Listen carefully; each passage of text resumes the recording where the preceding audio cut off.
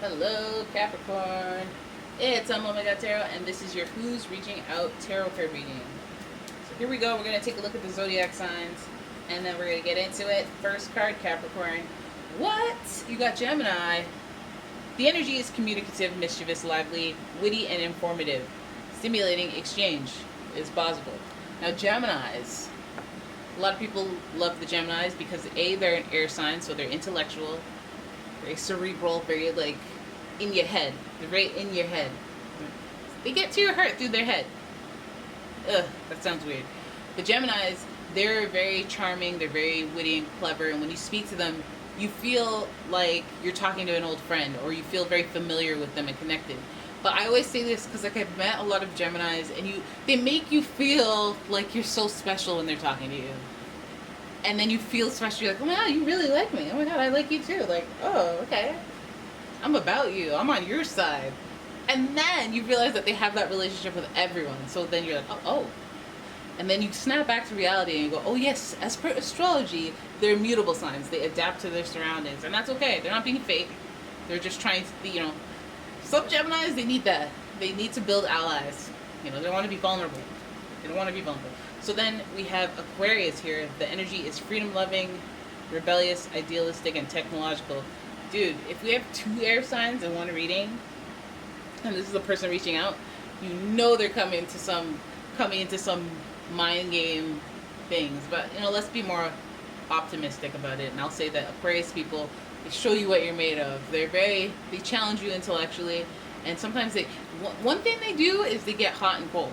They get very, very detached, and it's not fun as a water sign myself. It's not fun, but like again, a Capricorn's gonna find it intellectually stimulating. They're gonna respect it. They're gonna be not bothered about it because they're not super emotional. So it's a thing that can come up positive, if I'm being honest. But then we have Scorpio. The energy is intense, masterful, thoughtful, and magnetically charming, but also secretive and possessive. So Scorpio is a water sign, so there is some emotion there. Okay, I jinxed it. I totally did. I'm sorry, guys. But Scorpio, yes, Scorpio is a very, very like, I need to test your loyalty. I need to know that you're loyal. I will stalk you. I will look into things. I will not just be like, oh, whatever, and then brush it off. I will say that, and then I will go stalk you. They're very intense sign. But also, they're very fun and very creative and very free-spirited, and they do what they want because they feel powerful in this world, and that's a good thing. And yeah, this person that's reaching out could have a lot of colorful qualities to them. Rebellious, not afraid of no one, loyal. They're not too keen on betrayal. They're very clever with their words. I think between Gemini and Scorpio, they can have a very dark-sided element to them. Like, you're scared of them a little bit. You're scared to make them upset a little bit. They're rebellious, so little controversy coming with them. I don't want to say hothead. But Scorpio is associated with Mars, the ruling planet, as well as Pluto, which is death and rebirth. But we don't want to talk about that. But the Mars aspect can be very like, there's challenges, there's adversity, there's upheaval, there's arguing, there's conflict, and with Aquarius being rebellious, this person could have even like inner conflicts, but they could be confrontational. They could, because they're smart. With Scorpio and Aquarius energy, they're smart. And then Gemini, clever, witty. We don't know. This person's a triple threat. Or they could be just about the best person you could ever be with. Entertaining, smart, loyal, and very dedicated to you. So let's have a look at this spread and see what this connection entails. They were sad to let you go. Oh, this person is feeling like it's like either one of those situations where they had you there and then you start to get cozy with someone else and like, wait a minute, that's mine. Hey, let me break my neck to look backwards. Hey, right? So we have the Five of Swords in reverse, followed by we got the Page of Swords. Why are we going so much air? There's so much chit chat. There's gossip now. We have gossip involved. A little bit of he said, she said. Oh, what'd they say about me behind my back? What? Who said what? Okay, well, I heard this, so I guess that's what we're dealing with. We have more air. We have more Aquarius here with the Fool card, which is somebody taking a leap of faith and taking a risk and diving into a new opportunity. unmanifested potential. So lots of air, lots of communication, lots of thinking. And then we have the, and that, we have the Ten of Pentacles. Okay, so I see where you're going with this. Who's reaching out? I'm not sure if this is, I don't think this is super romantical. We have the King of Swords. The King of Swords. So this person, King of Swords in reverse. This person,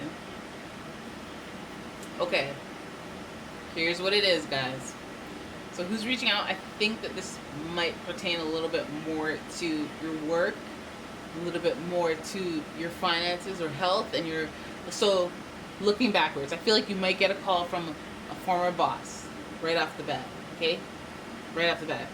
This person looking back on regret, maybe somebody that you, a former employer or somebody who has you and then you're thinking about leaving. I think that you're, you know, shopping around, you're searching around, you're doing some talking, you're looking around for jobs, and that might trigger the boss to know what's going on, or, you know, there might be rumors, there might be gossip, all right? And I feel like there's seeing the potential in what types of freedoms or jobs you can have. So being rebellious, wanting to leave your job and maybe be an entrepreneur, maybe do something completely differently. So maybe this job has given you a thirst for a different type of job altogether, and so you're willing to take a risk, a leap of faith in order to go towards that.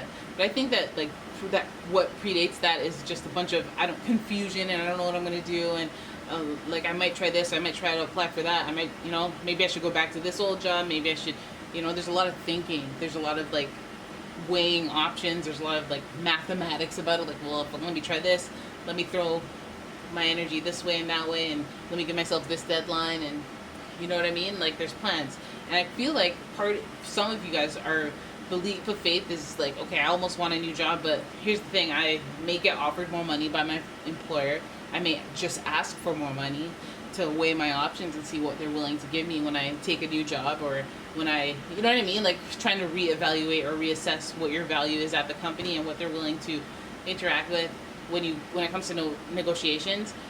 You don't know, but I feel like you have a scorned boss who's not necessarily trying to, you know, they're trying to make an executive decision. So I wonder if you have somebody who isn't too much keen for the betrayal stuff, and they might be very clever in the way that they talk to you, and they might be doing something against your best interests, or like just lying, you know, being rebellious, like doing something that is in the best interest of them, but it's rebellious, it's controversial, there's something to it. The King of Swords never had the reputation to not be a little grimy, or not be a little, like, blunt or painful in execution. They think about what executive decisions are. It's like, okay, it's either save a village or shoot down innocent planes. And I know that that's the kind of stuff that presidents have to make. Like, do we, you know, hurt 10 civilians on purpose, or do we, and then we spin it as a story? I don't know. But the King of Swords definitely means, like, going for the jugular and destroying your opponent, your competition, or whatever. And I feel like if he was on the upright, I'd be like, he'd probably be a sharp-tongued boss, or somebody that you're intimidated by because of their authority and their sternness, their no-nonsenseness. But when he's in reverse, I feel like, okay, this person's against you. This person's not trying to help you win. And I think if the Ten of Pentacles is upright, you have a very big chance of opportunities. Maybe this person could be resentful of that. You know, if you have offers on the table and you're even talking about leaving, or you're trying to get more money, they could be just, you know, short with that idea and planning your demise anyway as a result. Or if there's rumors that you're leaving, they might be trying to pull some fast ones. So I would say that, like, just keep your confidence up, like the unbridled enthusiasm that the Fool usually has at the beginning of the journey. Just being, you know, the sun shining behind him. It's like, I'm being very, like, optimistic and moving forward regardless of what I know comes next. I'm just going to keep it moving upward and onward and upward. And so, like, never act in the spirit of recoiling and, like, defense. Like, let me try to outsmart. Just try to keep going upwards in your life overall. And another thing is, like, never make one topic of your life your whole life. Like, never make your value never let your value at work reflect on how you value yourself. Just be like, it's like 1/4 or 1/6 of my whole story. I know it's 8 hours a day or whatever the heck, but it's really not a big part of my entire story. So no matter how a job goes, if it goes left, don't be too hard on yourself. Let's see the archetype of this person that's reaching out. Okay. So you have a boss reaching out. You have some gossip coming in. People talking. So, and then, again, the freedom. I wonder if, like, this person's willing to release you as well. Let's see.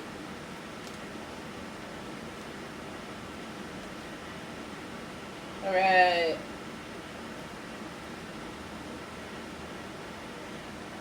Oh! Sorry. I had to sit up. Okay. King.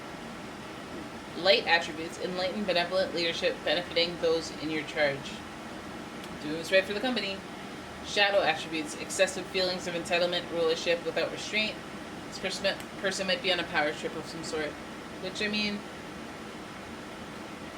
not all bosses are like that. I was just about to, like, say that, but, like, that's not even true. But some kings, some bosses have been known to do that. Why not? It's my stuff. They don't have power at home, so then they like to use it at work and stuff like that. So there it is. That is your reading. I hope you enjoyed it. If you did, please give the video a thumbs up. Please subscribe to the channel, and I'll see you in the next one. Bye.